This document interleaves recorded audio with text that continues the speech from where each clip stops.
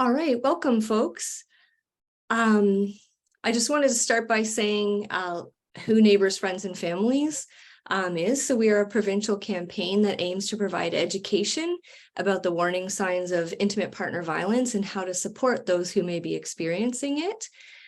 And I'm going to start by doing a bit of a land acknowledgement, but I wanted to let you all know that we're actually all coming from different nations today. So we've written in the chat where we are. And so we do acknowledge the many different Indigenous nations whose traditional lands we are gathered on today. And I also want to note, sort of on a more personal level, that the work that I do, my activism, my analyses, are not complete and sort of never will be until without acknowledging and reminding myself constantly in the work that I do that colonization is not just a thing of the past. Settlers have access to this land, including me, because of colonial violence. It's also deeply intertwined with all inequities within society. So, for example, in relation to the work we're doing today, 2SLGBTQIA plus people have been and continue to be victimized, villainized, and othered by or through colonial heterosexual gender patriarchal systems. And so in doing this work, it's really important to acknowledge the historical, present, and future impacts of colonial violence on Indigenous peoples and its intersections with 2SLGBTQIA plus folks. And we appreciate the resilience of Indigenous communities who've lived, loved, and resisted here forever. So my name is Christine, and I use she, they pronouns. And I'm the research and knowledge mobilization specialist for Neighbours, Friends, and Families. We also have Barb on the call today, who is a community director with CREVAC, and will be assisting with the Q&A a bit later. Hi, Barb. And so I also want to welcome Natalie, who uses she, her pronouns, and Mikayla, who uses they, them pronouns, from WorQshop Building Safer Spaces. And we're going to have sort of a conversation today about intimate partner violence in 2SLGBTQIA plus communities and trauma-informed care, and more specifically what trauma-informed care looks like for queer and trans populations. So welcome, Natalie and Mikayla. Thank you, Christine. I really appreciate that. And hello, everyone. Thank you for giving some of your Friday afternoon to us. I appreciate that we have a really limited time, so I'm just going to jump right into it. Like Christine said, my name is Natalie, and I've been a board member with WorQshop for a year now, WorQshop Building Safer Spaces.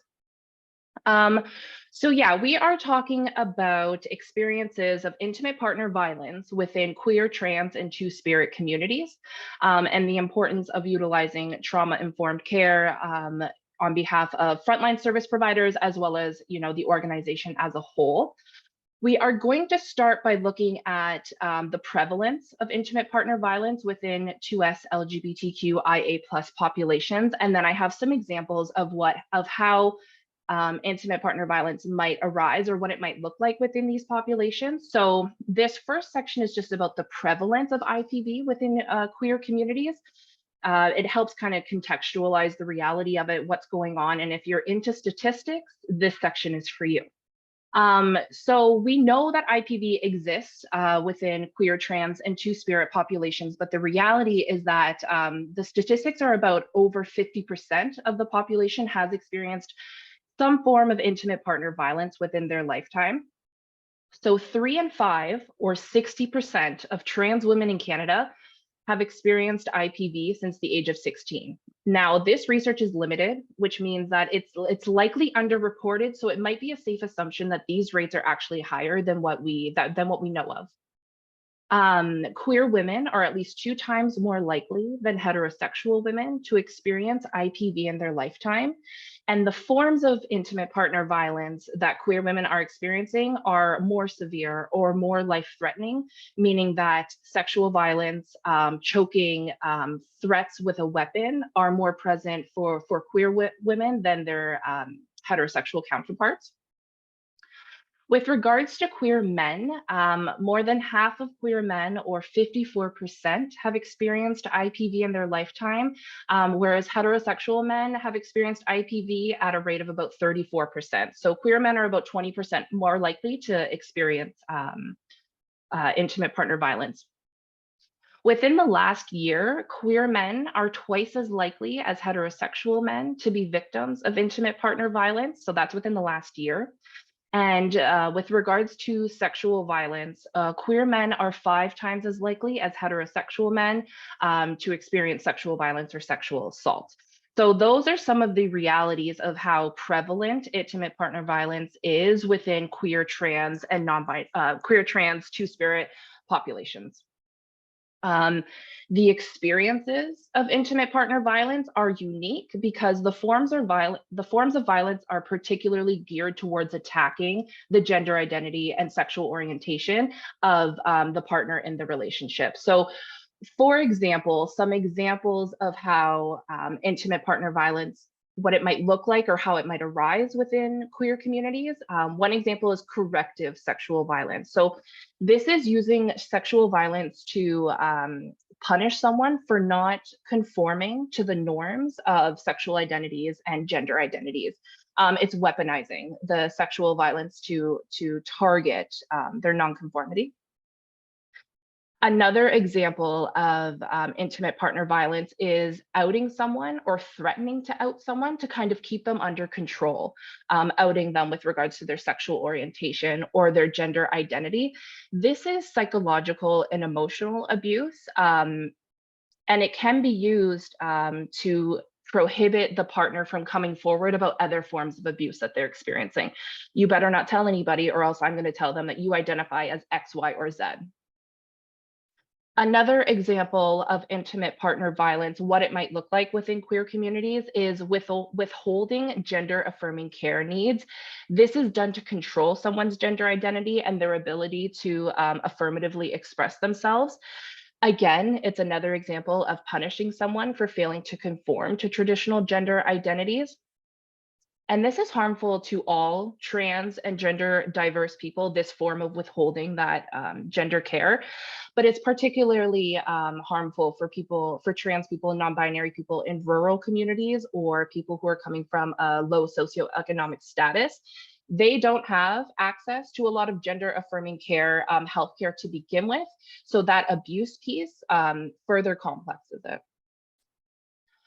Another example of intimate partner violence, how it might appear, is a partner repeatedly and purposefully misgendering someone in public or in private, not using their preferred name, not using the correct pronouns.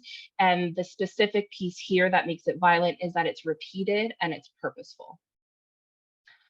Biphobia is another example of how intimate partner violence, what it might look like within queer, trans, and two-spirit communities. This can be perpetrated by cisgender and heterosexual partners, but also within same-sex relationships as well. That lateral violence piece. We understand that biphobia is present within queer communities, and it's feeding on those myths or those stereotypes to make bisexual people feel as though their identity is not real. The stereotypes such as it's just a phase, you're just confused, you're just looking for attention. This can be lateral violence from within the community. Another way of how intimate partner violence might look within queer, trans, and two-spirit communities is threats of ostracizing your partner from within the queer community. This is particularly damaging for people who have strong roots within their queer community. And I think that this specific form of violence speaks to the transphobia that can exist within queer spaces. Saying to your trans partner, keep doing this and people will turn on you. Right? It kind of feeds into the transphobia beliefs. Another form of intimate partner violence, now this one is particularly invisible and insidious, is portraying abuse as mutual or even consensual. The idea that if a cisgender and heterosexual man is not a part of the relationship, well, then the power imbalances must be completely equitable, right? The idea that one partner cannot take advantage of the other because they're same sex or same gender, for example. It kind of feeds into the idea of that's what you wanted, isn't it? You know, you wanted a queer relationship, you have it. So what do you mean there's abuse happening there? That's a particularly invisible form of how violence can arise. And then finally, verbal abuse, targeted specifically with regards to someone's gender identity, sexuality, or sex characteristics. Like I said, a lot of these examples are invisible and disregarded. So therefore, frontline workers within the intimate partner violence field, they might not have their scanning radar on to acknowledge these types of violence. It might just go past them if the training's not there, if the knowledge isn't there.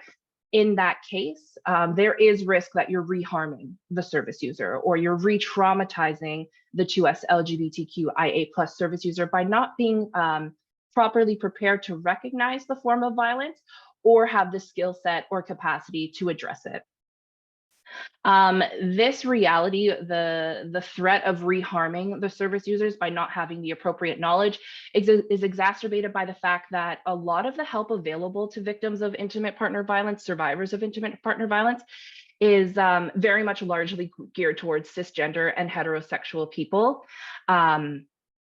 When there is programming available within the IPV field that is designed for queer people, it's likely to be in larger cities or larger towns, larger community hubs. These types of services are nearly non-existent within rural communities and remote communities, which very much speaks to the unique need for intimate partner violence, frontline services, and support services to be specifically geared for two-spirit, queer, and trans survivors of intimate partner violence.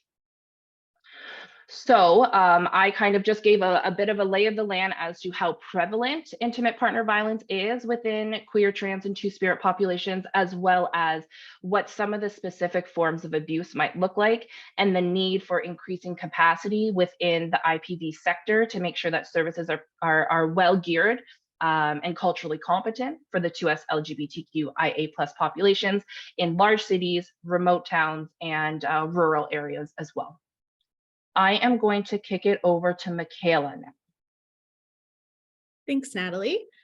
So I'm going to talk a bit about the need for trauma-informed care when supporting 2SLGBTQIA+ IPV survivors and victims. So a little just note about language. I tend to use queer and trans as umbrella terms rather than the acronym, just for brevity's sake in the flow of speaking. But know that I am encompassing the entire community when I use those terms.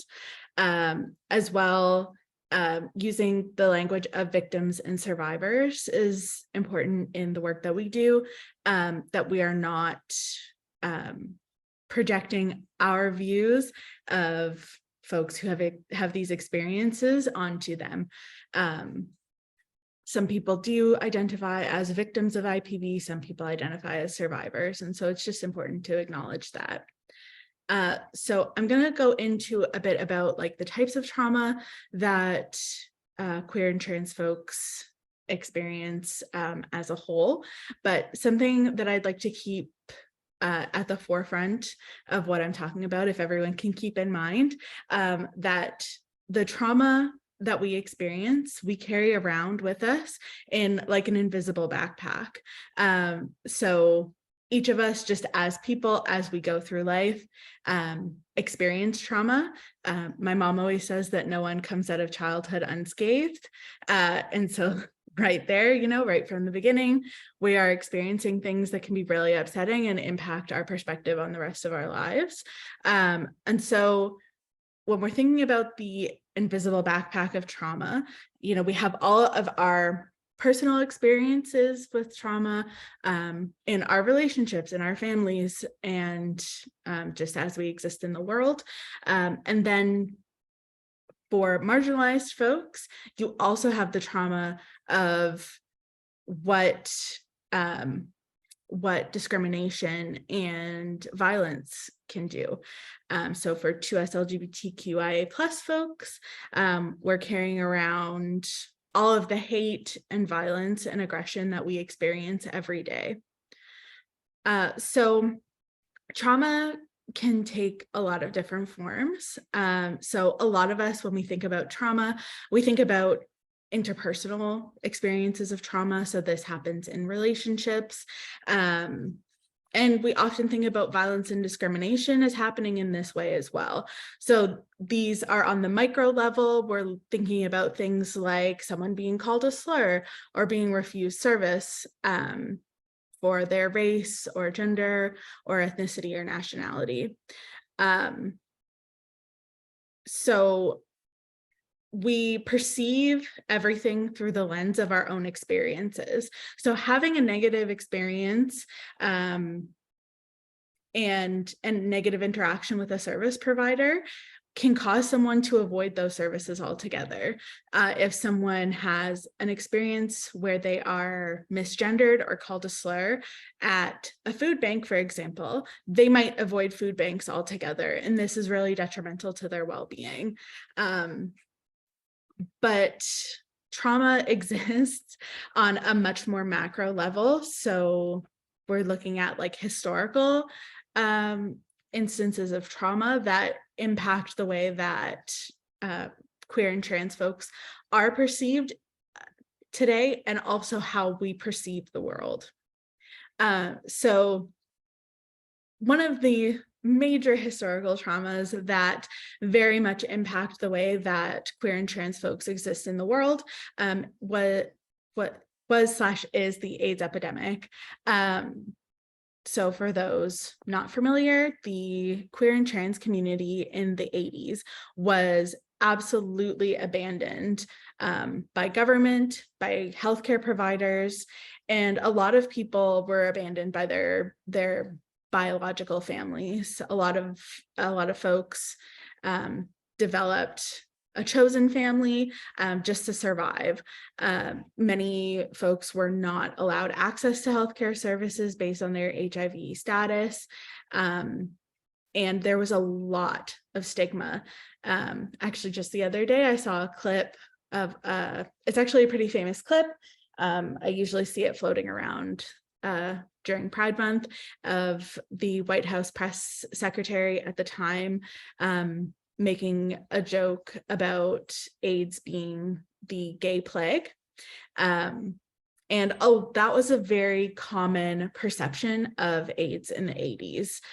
This was also during the Reagan administration. The first cases of HIV and AIDS that were documented were around 1981. There was some that were backdated in later years, but the first ones that were documented at the time were around 1981. And the Reagan administration did not acknowledge that this was happening at all until around 1986. So 5 full years, and around, I think, 10,000 people had died already at the time. So we have been robbed really of an entire generation of elder queer folks because of the hatred and inaction of government and healthcare officials. This legacy has left a lot of folks in the community with a major distrust of government systems because of the way that it has been used against us. And furthermore, I mean, just even societally, not even just in systems, but societally, there's still a lot of stigma around HIV and AIDS. A lot of folks are still really unfamiliar with what it is, and the way that it kind of manifests in society today. So yeah, that was a huge historical trauma that is definitely still carried by a lot of folks in the queer and trans community today. Another big example is the way that 2SLGBTQIA plus identities have been criminalized all over the world at different points in history, at different points in time, primarily through colonization and imperialism. That was mostly pushed by Christianity and Catholicism and those institutions. To this day, there are over 60 countries that criminalize same-sex attraction in relationships. So anyone caught doing same-sex acts. And many countries explicitly criminalize gender nonconformity, either on a national level or a provincial/state level.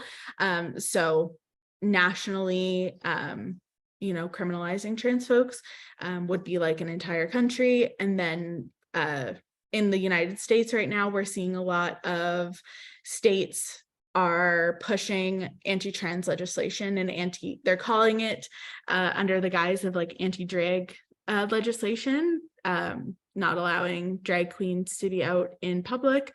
But the laws are purposely very vague so that they can target trans and gender nonconforming folks for dressing as the opposite sex.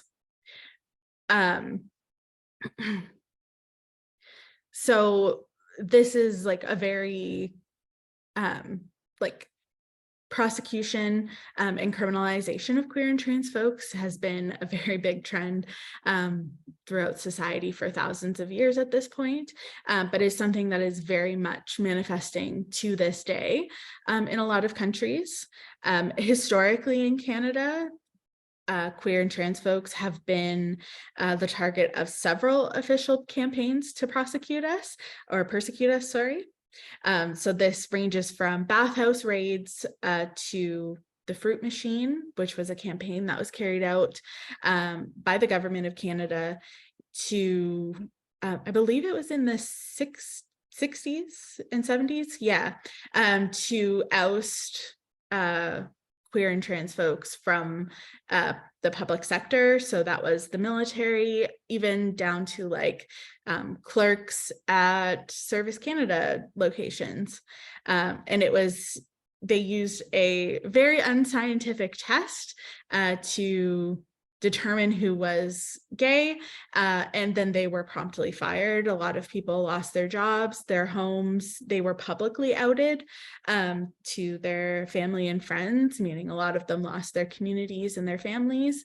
And many people ended up going back in the closet just for their own safety to be able to exist. As far as bathhouse raids go, the police and the justice system have historically used charges of commercial sex work to arrest queer folks in queer spaces just for existing.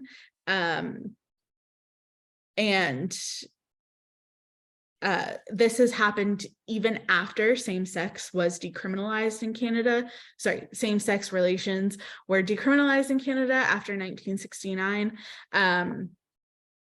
Police would use suspicions of sex work to arrest queer and trans folks for existing in queer spaces.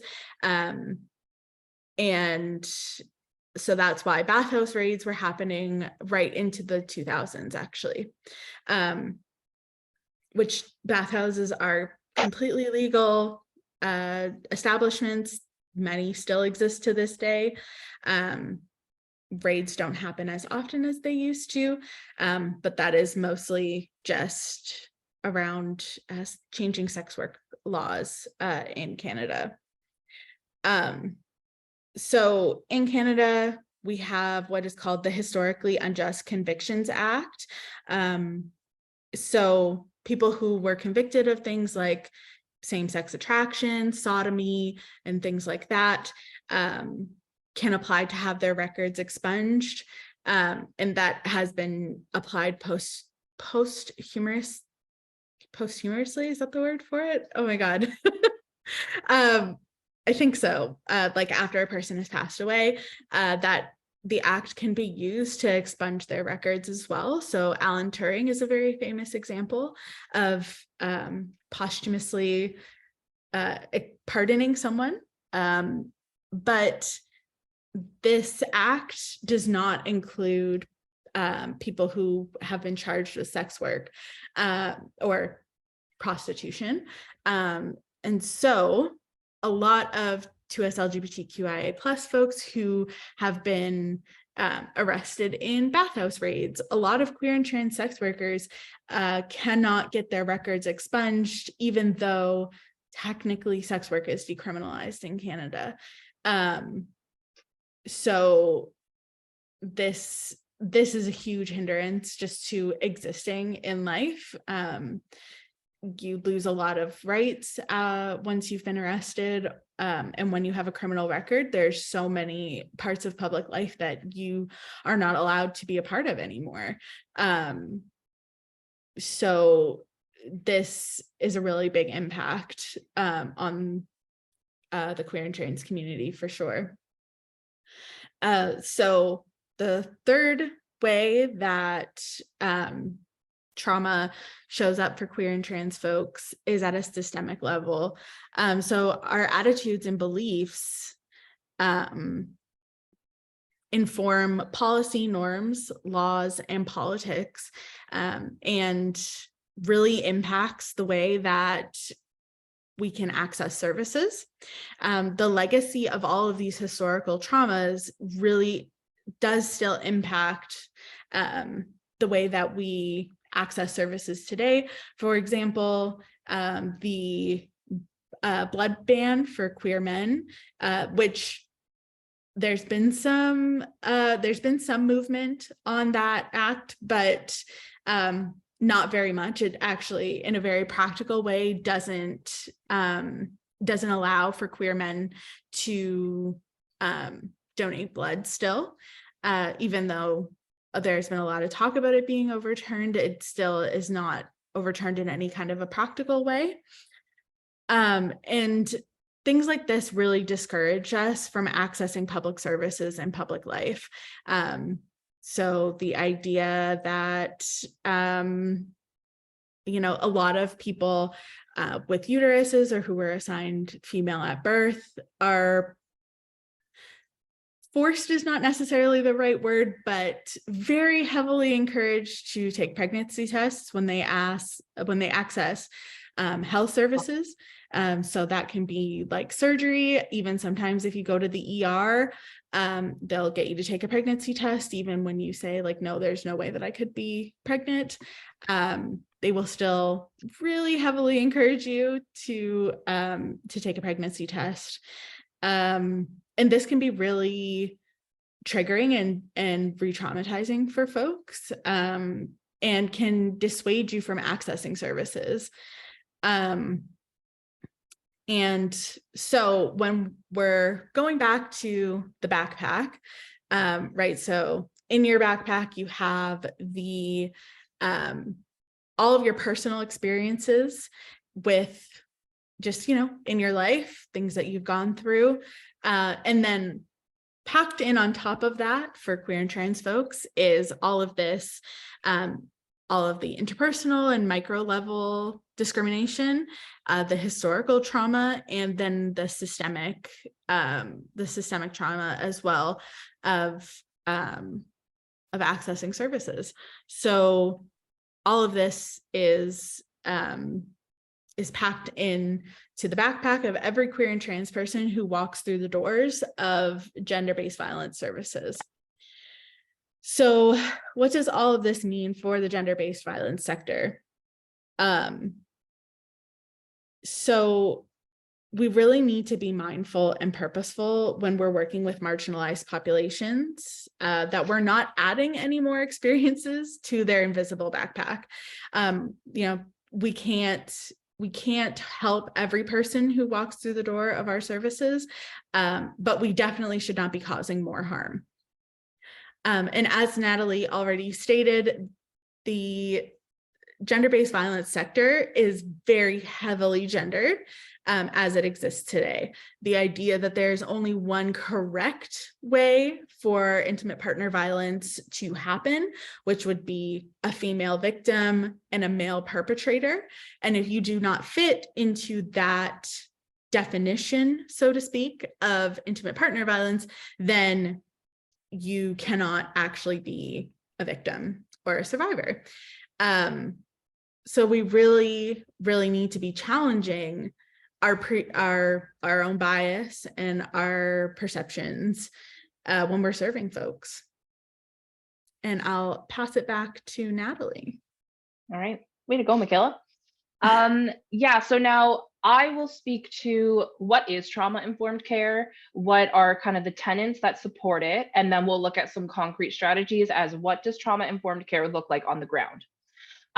So trauma-informed practice is recognizing an individual's experiences, complex experiences of past trauma in order to facilitate services in a manner that acknowledge their trauma and does not cause further harm. So it's having that knowledge and understanding of someone's past experiences of trauma and then manipulating or finagling services to ensure that you're not re-traumatizing or causing that harm again. When we're talking about queer, trans, and two-spirit populations, this is about acknowledging the ways that homophobia, transphobia, biphobia, targeted violence, all of those things that Mikayla just spoke to, how they affect 2SLGBTQIA+ people on a daily basis. So again, that invisible backpack piece, right? Service providers within the gender-based violence field or intimate partner violence must fully integrate that knowledge into their work with queer people to refrain from re-traumatizing, and ensuring that the service providers are fully competent, well-educated on all of those matters that Mikayla just spoke to in a more in-depth level to ensure that you're delivering culturally competent services.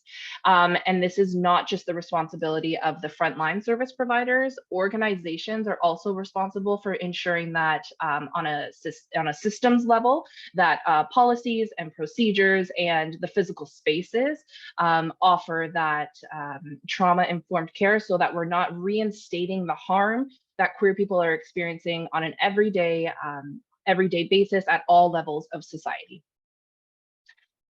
So that said, I'm going to dive into, now there's 6 tenets or pillars that kind of inform trauma-informed care. I'll go through them briefly. So the first one I want to speak to is safety. Of course, safety is absolutely paramount, that emotional and physical safety to ensure that you're not causing harm or re-traumatizing. It requires on a frontline level and at a decision maker level, at an organizational level, an understanding of history of the 2SLGBTQIA+ movement that Mikayla just spoke to. And not just the historical piece, but the ongoing present day impacts of violence and discrimination, particularly with that intersectional lens of how Black, Indigenous, or racialized, poor, disabled, rural, queer people are experiencing, and the specific forms of how racism and ableism might paramount those experiences of trauma. Again, it's about having a solid understanding of that invisible backpack. But it's also organizationally, organizations have to take an affirming stance, make it clear where you stand, that you stand with queer, trans, and two-spirit people, kind of the idea of saying it with your whole chest, right? Creating space that is safe, that is representative of the queer people that are coming to access your services, and a sense of celebration, right? We're happy, well, I guess within the gender-based violence field, we're not happy that we're here, but we're ready for you, right? And we have service that are going to be culturally competent to your needs. Fostering safety to pursue trauma-informed care means having queer, trans, and two-spirit people represented at all levels of employment within the organization. And with regards to safety, this is very important. Staff's ability to receive feedback or get called out. There's kind of this new idea of getting called in, which is kind of a more compassionate and loving approach. But even if a service user does call out the staff member for something they said that was inappropriate or something that they did was inappropriate, that staff member's ability to receive that feedback without a very heightened emotional response in return. A really good example is if you accidentally misgender someone or use the wrong pronouns, being able to be corrected without absolutely freaking out about it and saying, oh my goodness, I'm so sorry, blah, blah, blah. Just gently saying, okay, I'll do better moving forward. It's creating that safety for queer, trans, and two-spirit service users to offer feedback, which then can be incorporated moving forward to ensure you're not causing harm. The next tenet of trauma-informed care is transparency and trustworthiness. So at an organizational level, just making sure that the decisions that are being made on behalf of the organization are transparent. Trustworthiness means pursuing a goal of trust amongst service providers, service users, the families, and everybody else incorporated in the organization. Trustworthiness requires your ability to build rapport with the queer or trans service user in front of you.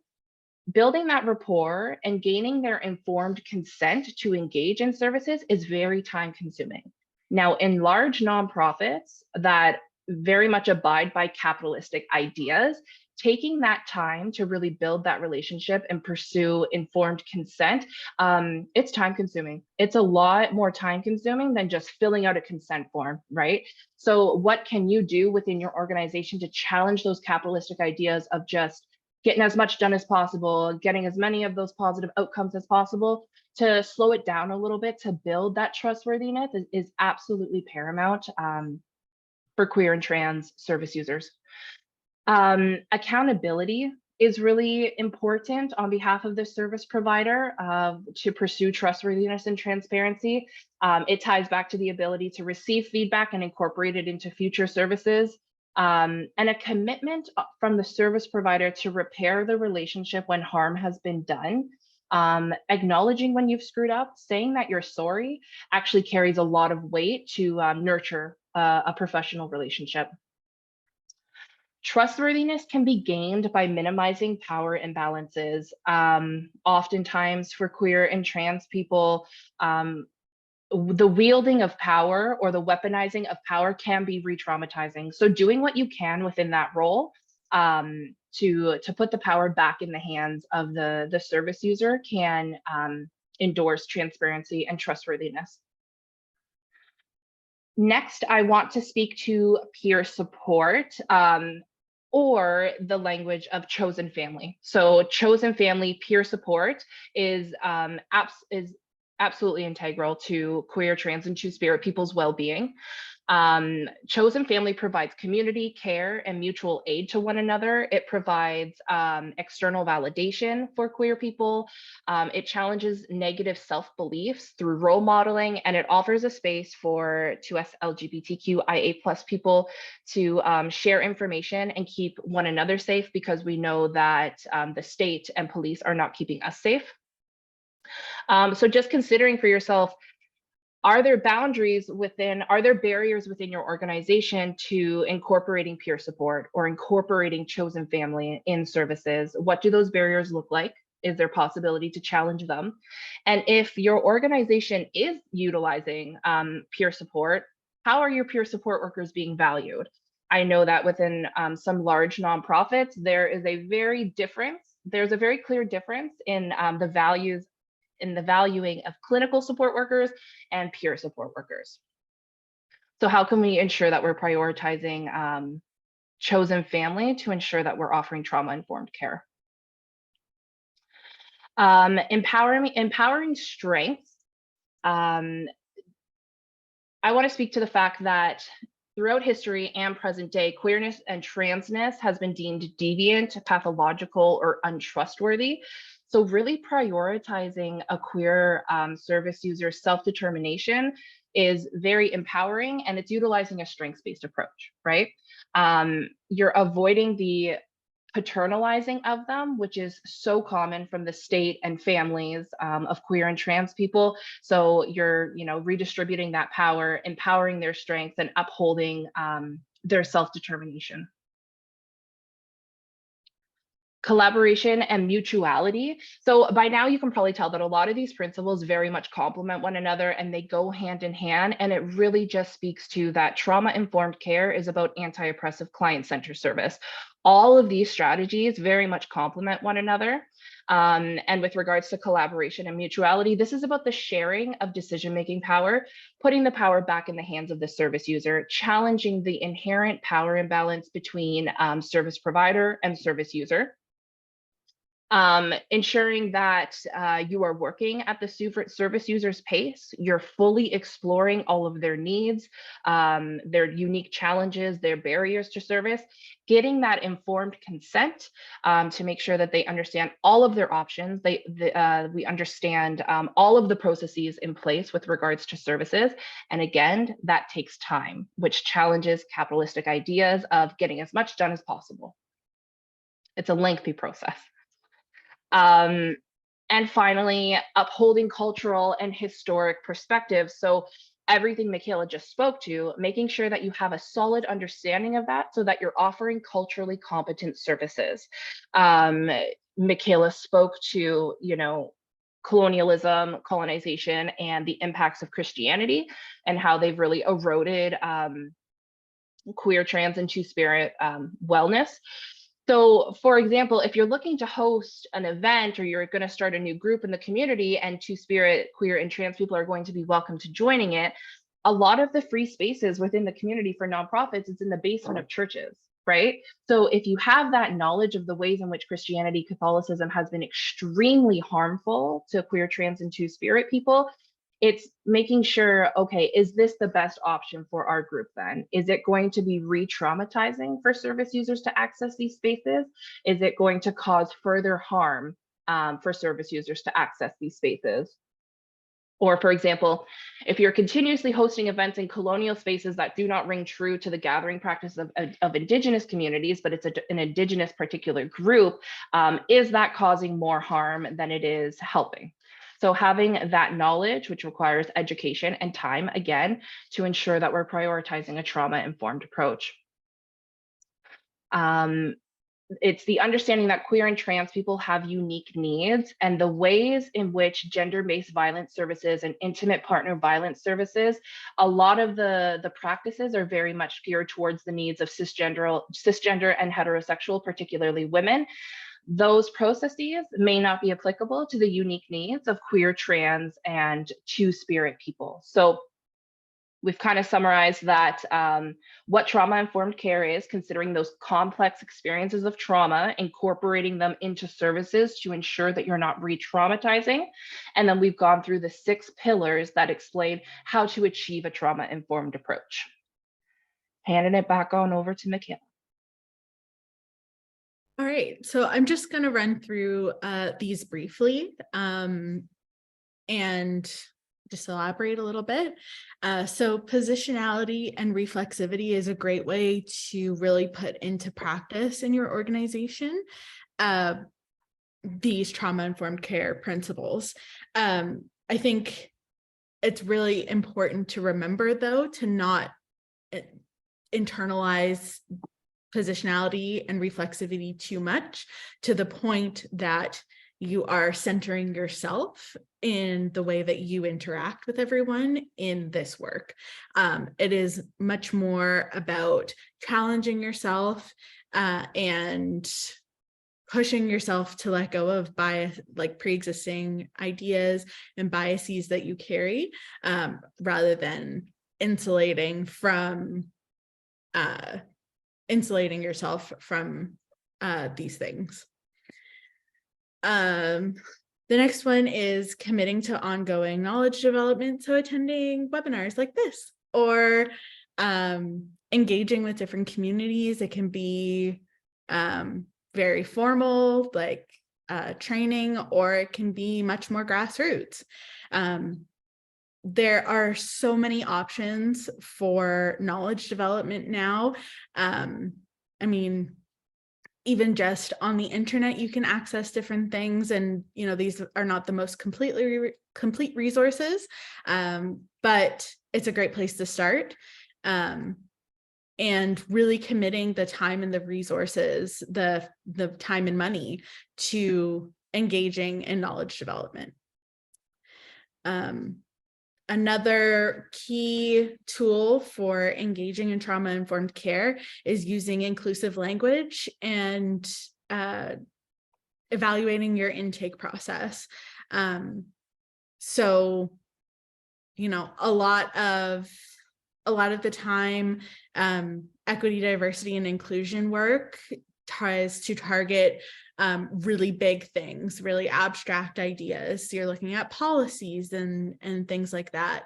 But then when it comes to, you know, just walking in the door, there's non-inclusive language all over the place. In the intake form, you're asking people if they identify as male or female, and things like that. And so even though you've done this kind of policy work, the real day-to-day nitty-gritty stuff is still very exclusionary. And so not every organization, you know, a lot of medical organizations or like clinical settings don't have as much control over their intake process. But even just questioning why something is the way that it is, why do we word different, why do we word things the way that we do? Is there a better way to do that? And is it possible to have a different client-facing intake than what it looks like on the computer? You know, a client might not ever see, you know, the system that you're using on the computer, but you can change the way that you word questions as you're talking to someone. So thinking through things like that about your intake process and really being intentional about using inclusive language is really important. And it starts at that beginning, like walking through the door. A lot of organizations will focus on training their upper level staff, so their clinical staff, and their program people. But, you know, training needs to start at the grassroots level. You need to be training your reception staff and anyone who comes in contact with clients. That can also include like sanitation staff. If you have like cleaners in the building, or anyone who provides any kind of support or comes in contact with clients should also receive that training as well. So again, looking at policies, procedures, and hiring. Like I mentioned already, a lot of EDI work tends to focus on this big picture stuff, changing policies and the wording of policies and things like that. But you have to make sure that your organizational culture is ready to accommodate those changes. So, you know, changing the wording of a policy is great for whoever is going to be reading the policy, but is your staff prepared to put that into practice? Do you have an organizational culture that is going to support these things that you've put into your policy? So really, it's a lot, you know, the policy is a really important part of this puzzle, but it is not the full picture. So just keeping that in mind as well. And particularly with, you know, policies and procedures, we can also look at like hiring. A lot of organizations, you know, want queer and trans folks and you know, racialized folks to self-identify as like the diversity token. But these organizations are not prepared to support these folks in their workplaces. And so you have a lot of staff turnover in these diversity token roles. So again, if you're going to be hiring marginalized folks, you need to ensure that your workplace culture is able to support them in working there. And if not, really challenge that and change it. And so the last piece that I'll touch on here is your physical space. What is on the walls in your space? Is there anything that signifies that your organization is a safe space? If you do have those types of physical markers, again, you need to ensure that it's backed up in practice, that your staff is welcoming and safe and inviting. If you put a pride flag outside, when you walk in the door, you should expect that it should be a safe space. And it can be much more harmful and very re-traumatizing to enter a space thinking that it is going to be safe and welcoming and supportive, and it not being so. So things like, having pride flags, diverse marketing materials, and then the physical space as well. Is it accessible for folks who are disabled? Are there gender neutral washrooms and things like that that are meant to really actually make the space accessible to everyone? Yeah, so those are some of the really practical skills that you can use to start building your trauma-informed care practice.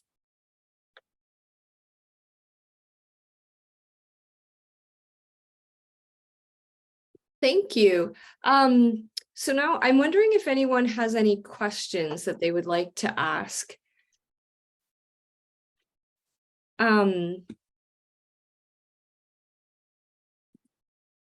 So if you do have any questions, if you want to put them in the Q&A, and maybe while we're waiting to see if anyone has questions, I'll ask, or I will sort of jump in and we'll talk a little bit more.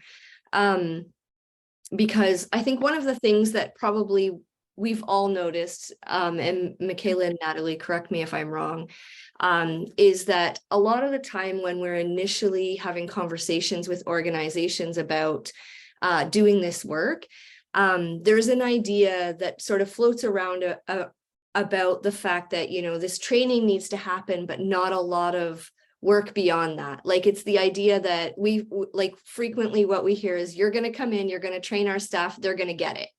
And we can, that work can be done, right? Like, lots of people have training, but if, like Mikayla said, if nothing happens to sort of shift the culture of the organization, then it ends up being a few people or a couple of people within an organization trying to make that change and getting burnt out because they don't have support at every level.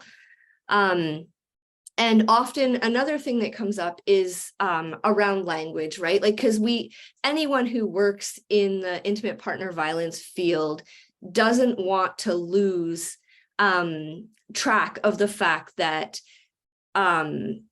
violence is primarily perpetrated by men and against women. And so I think for a long time, we heard from people that they were really worried about moving sort of to be more inclusive, because they were afraid that we would be losing track of violence and of the ways in which patriarchy affects all people in society. And I think we're seeing more and more now, we're seeing more and more now that people are finding sort of ways to communicate that they still understand violence in very patriarchal ways, but that there are also ways to be more inclusive. And I think it's really important work, because at this point, I'm pretty sure none of us are getting it right. We're all learning, we're all growing, we're trying to figure out how to do this work in a way that is inclusive, but still sort of recognizes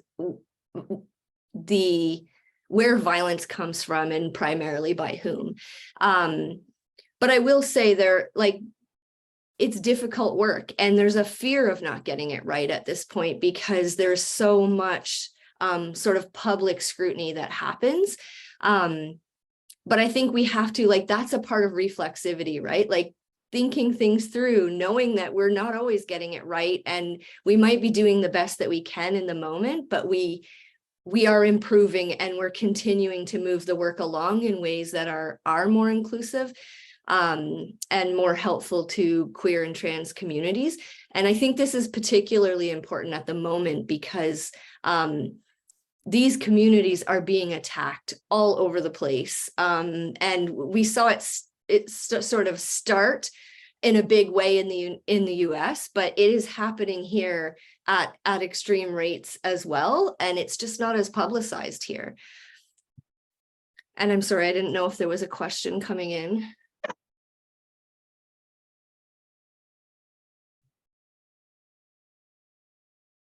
I think you're on mute, Barb.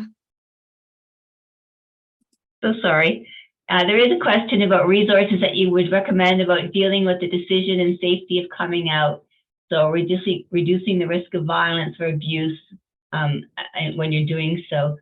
Does anything like that exist?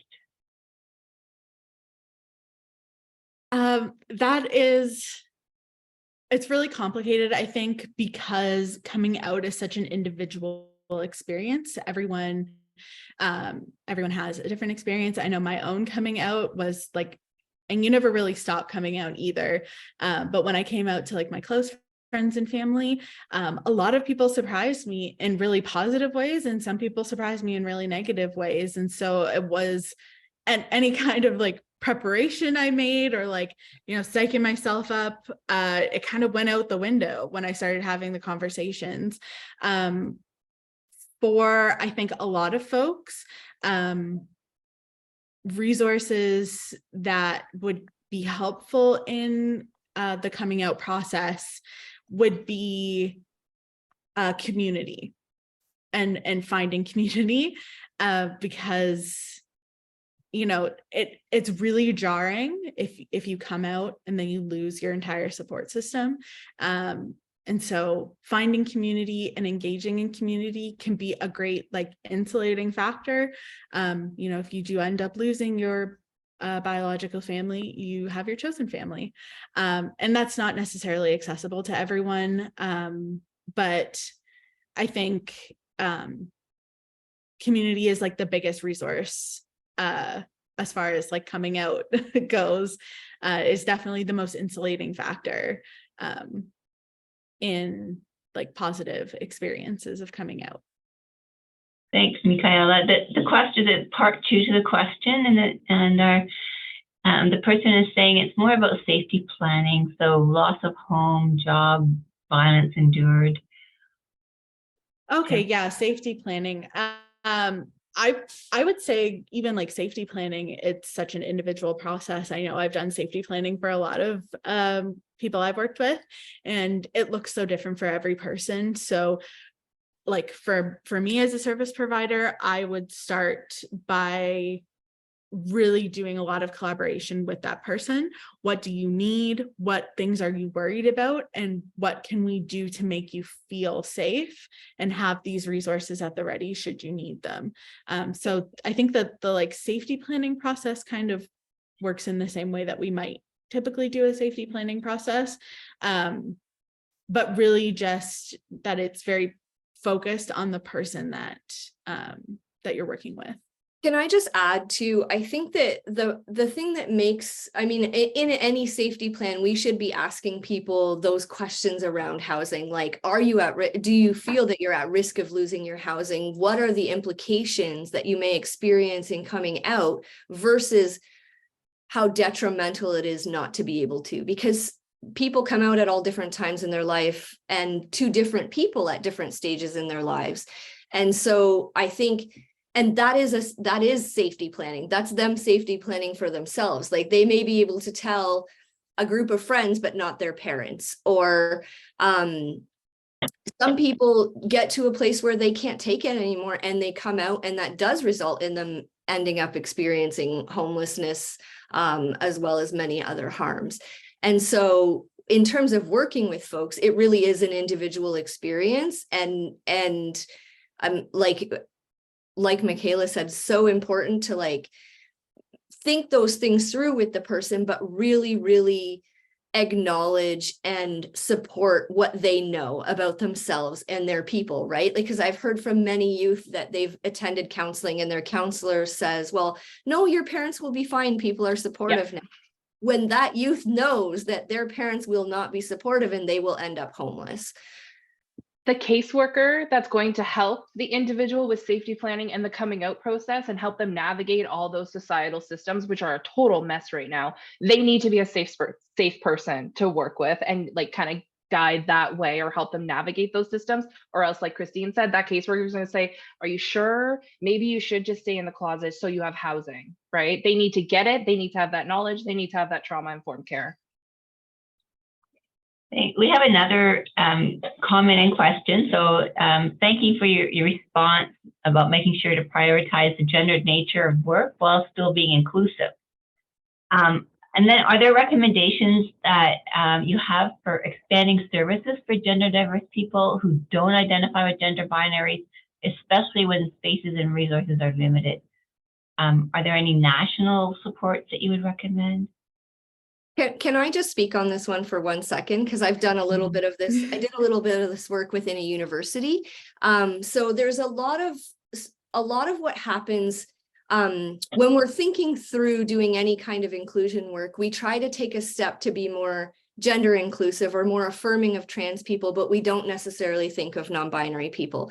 And so I was actually in a meeting a couple days ago where someone who was non-binary said, you know, I can't attend this space that has primarily trans people in it because even they keep trying to force me into a gender box, because the gender binary is so strong. And for trans people, a lot of the time being able to be perceived as the gender they identify is life or death, or feels life or death for them. So I think it's really important in terms of thinking through how do we make services more supportive to non-binary people. And so I did a bit of this work in a university where I wanted to change all of the single stall washrooms to be not gendered at all, because a common thing that happened for a few years is everyone was having gender inclusive signage, but they still had the man woman figure and the sign washroom.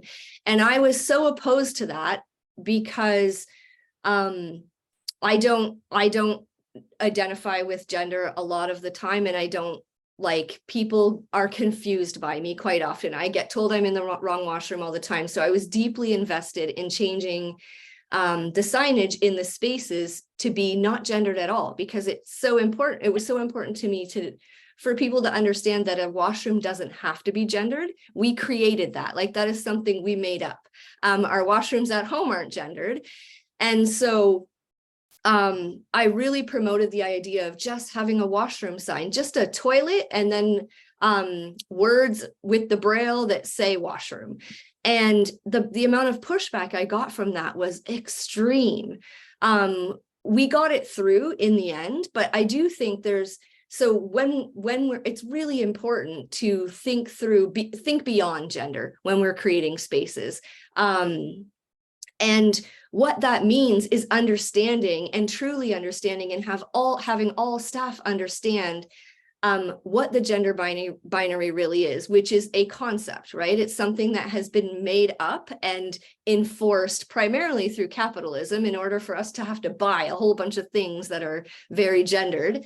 And so when we start to think about challenging that, we can use more gender neutral terms, not make assumptions about the way that somebody may identify, using our own pronouns when we're introducing ourselves. So when I teach as well as this job, and when I go into a classroom, I tell my students my name and my pronouns, which makes them much more comfortable in being able to talk about theirs. So I think it's just setting a space that is more knowledgeable and welcoming and accepting. I think we're getting close to time, but there's one last question. If somebody has to go, I think that's okay. But this is an important one, I think. It's in the chat.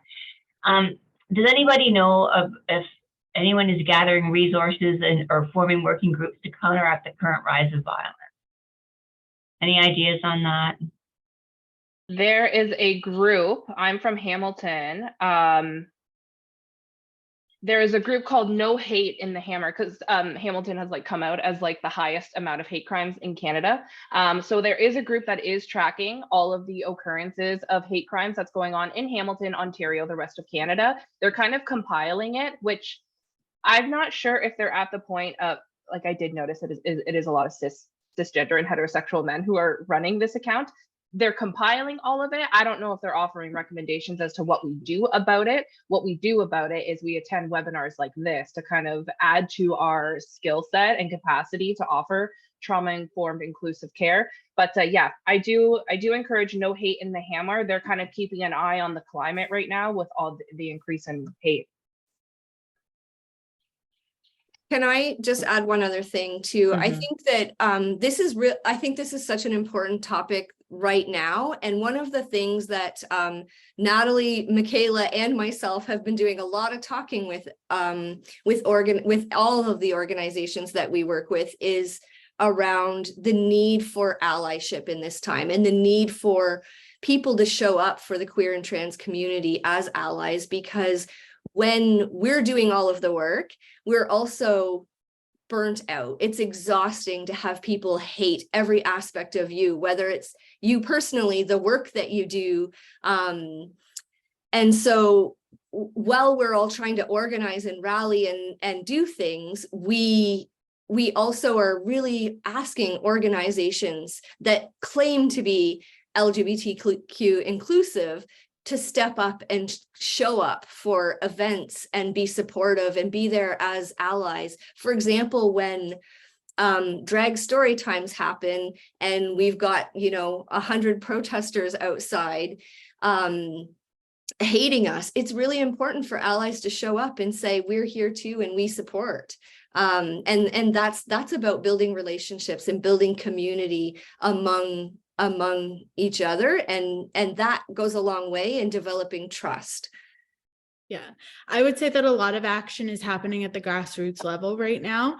I think that's just like the realm that we are each existing in every day is just our local communities. And so getting involved with your local queer and trans community, often there's like, it sounds silly, but you can find a lot of like groups on Facebook that will post about queer events and what's happening around, and if there is any action that is actually going to be taken. So if there's going to be a protest or a rally or a counter protest, which is a lot of what we're doing right now is counter protesting. And so looking at like what your local queer community is doing, there's a lot of amazing organizers in our communities that need a lot of support right now. It's not all just at the national level. So yeah, definitely would recommend looking into that.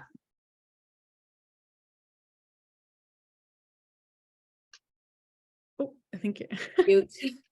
All right. So thank you all for joining us today. We really appreciate it. And thank you, Natalie and Mikayla, for sharing your expertise with us. Thank you. This was fun. Happy to do it. Also, I should mention too, if anyone is looking to reach out, have more questions, you can reach out to NFF at nff@uwo.ca or at WorQshop. info@workshop.ca. Yes. WorQshop with a Q. Yes, info@workshop.ca with a Q. All right, thank you.